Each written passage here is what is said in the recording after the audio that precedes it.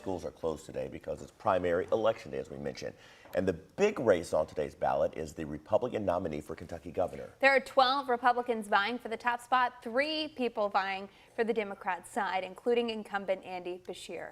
Jim is joining us live right now to give us a roundup of some of these candidates. Jim, just 2 minutes ago, polling locations opened up here in Jefferson County. That's right, Haley. Good morning. And we just had our first voters walk into this polling location, Jefferson County Traditional Middle School. We now see that they are checking in right now. We've had a few more filter in as well. We are set for what we hope to be a busy morning, but we know that usually during primary season, these kinds of elections see a little bit less turnout than the general election. Still hoping for a pretty good one today. One of the big focuses of this election today, however, is going to be the gubernatorial race, especially on the Republican side. That is where we're seeing an absolutely packed field right now. 12 candidates all vying for the Republican ticket to try to take on a challenge for that seat in Frankfort. Right now, the front runner at this point is Attorney General Daniel Cameron. According to the latest Emerson College polling, Cameron is drawing in about a third of likely primary voters for the Republicans. His closest competition right now is former U.S. Ambassador to the UN, Kelly Craft. She's polling at about 17.6%.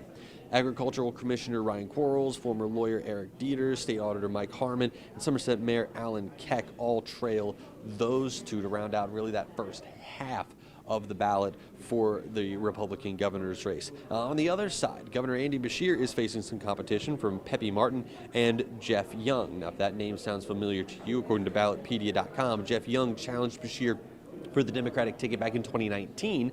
He garnered about 2.3% of the vote that year. Now, so far, we know that Kentuckians have cast around 89,000 ballots before Election Day. That, according to the State Board of Elections website. Kentucky Secretary of State Michael Adams says that usually primary elections just don't see the amount of turnout that we usually get for general elections, but a high-profile race like the governor's race could bring more people in. However, this year is a little bit different. There's no one big issue that people disagree on that motivates people to go on one side or the other. The candidates for governor tend to be on the same script on the issues, and so I'm hopeful for a good turnout. I really want to see people take advantage of it, but at this point, I'm thinking we're going to have about 15% turnout overall. Polling locations opened up, as we all mentioned just a few minutes ago. They are going to stay open until 6 o'clock tonight, so plenty of time to come out and cast your vote. You can find your polling location at govoteky.gov. Pardon me there. It's also linked to our website, so you can go to WHAS11.com and find it there. Now, you can also see a sample ballot when you go out to that website. That's a pretty good resource, especially before you come out to the polling location. That way you know kind of what you're going to see when you get your ballot and head over to vote. Might help streamline things a little bit for you. Haley, Eric? Jim, with a lot of information there. Jim, thank you. And for those of you voting in person today, make sure you take with you a photo ID. That can be a driver's license, a military ID, or a school ID. You will need it to vote. And if you're still undecided, we do have a more in-depth look at the nominees. That basically all you need to know about today's primary election. Just visit WHAS11.com. You know, Coach, he would want us to be happy. He doesn't want us to be sad. We need to remember the good times, and that he'll always be with us in our hearts and in our minds. He led the Cardinals to 2 national championships in the 1980s. He amassed 675 victories over his career, leading to his induction into 2 Halls of Fame. And now the city he loves so much is honoring the life of Coach Denny Crum. I always love it when the city does this. This was the Big 4 Bridge overnight. It's lit in red, as you can see, to honor Coach Crum. Last night, hundreds of people paid their respects to the late coach at the KFC Yum Center. Yeah, WHAS11 Sports Director Ken Spencer was there, and he shows us what started as a celebration of life for Coach Crum became a celebration of gratitude and appreciation. An empty chair on his court with a rolled-up program and his famed jacket draped over the back. It was like Denny Crum was at his own celebration of life. I just was blessed. We had a wonderful connection and a crazy, loving, happy, fun, and lasting life for 20-something years. Celebrations have emotion, but this celebration also had plenty of laughter. Coach pulled me to the side. He said, "If you lay it up, you'll make it." And I looked at Coach, I said, "A breakaway dunk, and I'm gonna lay it up?" He said, "If you lay it up, you'll miss." I said, "Coach, on a breakaway, Duncanstein don't lay the ball up." That ain't happening. And he said, "Well, have Durrell lay it up." It was a celebration of gratitude from those in attendance. Thank you. Thank you for loving me.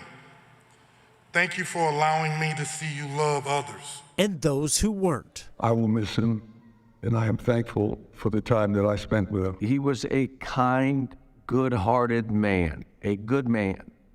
Treated me like family. He's somebody that coaches emulated, but people emulated. This was also about appreciation for accomplishment. He changed the city of Louisville.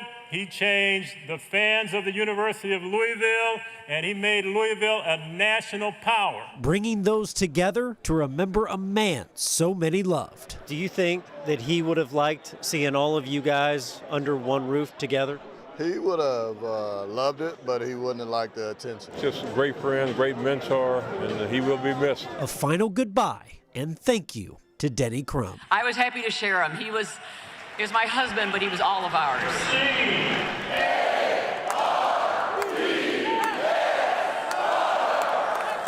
Kent Spencer, WHAS 11 News. Earlier in the day, nearly 700 people filled Southeast Christian Church for a visitation and funeral service for Coach Crum. His former players remembering him as a family man, a friend, and a coach who had an impact on people both on and off the court. God truly blessed me with choosing to play my college basketball for Coach Denny Crum in the University of Louisville. I could not have played for a better coach or a better human being. And this is how Crum and his family were greeted at Cave Hill Cemetery. Louisville Metro workers flying the Cardinal banner above the entrance. The coach's wife, Susan Sweeney Crum, says he is being buried near Muhammad Ali. In our next half hour, we see what the fans are saying as they remember the late coach. You can also head to WHAS11.com and the WHAS11 YouTube page to see the funeral service and our coverage of Crum's legacy. Coming up on 10 after the hour, police are looking for the person or people who shot two men last night in the Taylor Berry neighborhood. Officers were called to Utah Avenue around 8:30. When they arrived, they found two men who'd been shot several times. They were taken to University Hospital and are expected to be okay. If you have any information, you're urged to call the anonymous tip line at 574-LMPD, or you can use the online portal. Just as his case was set to go to trial, a man is now pleading guilty in a workplace murder. In court yesterday, Eric DeShields pleaded guilty but mentally ill to one count of murder. Prosecutors say DeShields and the victim, Jimmy Webb, worked together at a business called MHS on July 26th of 2021. Investigators say the two got into a fight in the parking lot where DeShields shot Webb several times. As part of a plea, a judge sentenced him to 20 years in prison.